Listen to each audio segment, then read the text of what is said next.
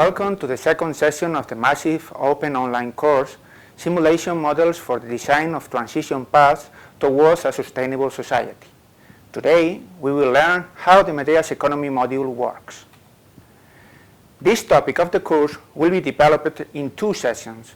In the first place, regarding the theoretical framework of MEDEAS Economy Module, some basic aspects of the economy-environment relationship on the notion of sustainability and the ecological economics approach will be highlighted.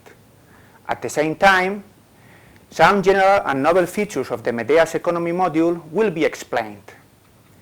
In the second session of this topic, the structure and examples provided by the MEDEAS Economy Module will be presented.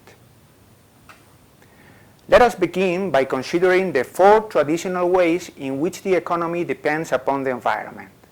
First, the environment provides natural resources, energy, minerals, land, to produce goods and services. Second, nature allows us to consume final goods such as water, energy, and amenity values. Third, we have the capacity of the environment to absorb the solid, liquid, and gaseous waste from production and consumption processes. And finally, nature provides the basic life support for human survival. It should be noted that these relationships between economy and nature can be analyzed in two ways. On the one hand, mainstream economics has generally come to accept the idea that the environment should be treated as another variable in the economic system, along with labor or capital, for example. Thus, nature and ecosystems are seen as subsystems of the economy, rather than seeing the economy as embedded within the larger systems of society and the biosphere. On the other hand, ecological economics takes the more realistic latter view. The economic system is a subsystem embedded in a larger system, the biosphere, and therefore its dynamics are restricted to and should be compatible with the laws governing the functioning of the biosphere itself, that is to say, the laws of thermodynamics and ecology. Unlike the conventional approach, the production of goods and services is here considered as an open system, co-evolving in close collaboration with other social and natural systems. Given that ecological economics insists that the economy must be seen as a subsystem of the environment, thus sustainability should be analyzed as a scale issue. It refers to the size of the economic system within the biosphere, which raises an important question. How can this size be measured? An alternative proposed by ecological economists is based on accounting for energy and materials that flow through the economy, that is to say, the socioeconomic metabolism. Ecological economics is therefore concerned with highlighting the limitations of energy and material consumption as constraints on any situation of unrestricted growth in the production of goods and services. Thinking in terms of open systems involves first rethinking the representation of the economic process, going beyond the traditional circular flow of income between households and firms to incorporate natural resources before they are assigned monetary value and waste once they have lost their value. From this perspective, the economic process can be described in terms of social metabolism. Just as any organism takes energy and food from nature to live, grow, and reproduce, the economy extracts raw materials, energy, and work and transforms them into consumer goods, infrastructures, and waste.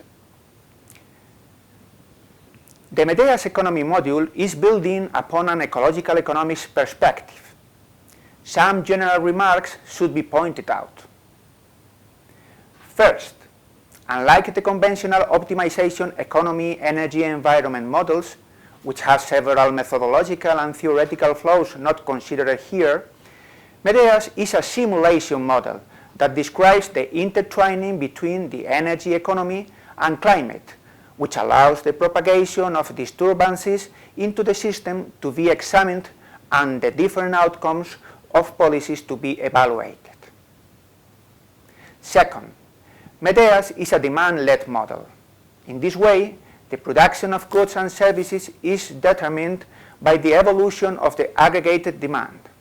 As demand-led models tend to underestimate or directly not take into consideration biophysical supply-side constraints, so GDP is able to keep growing unhindered, the main contribution of MEDEAS in relation to this is the incorporation of supply constraints, energy availability, and climate change impacts, which affect the economic process and limit the growth of GDP.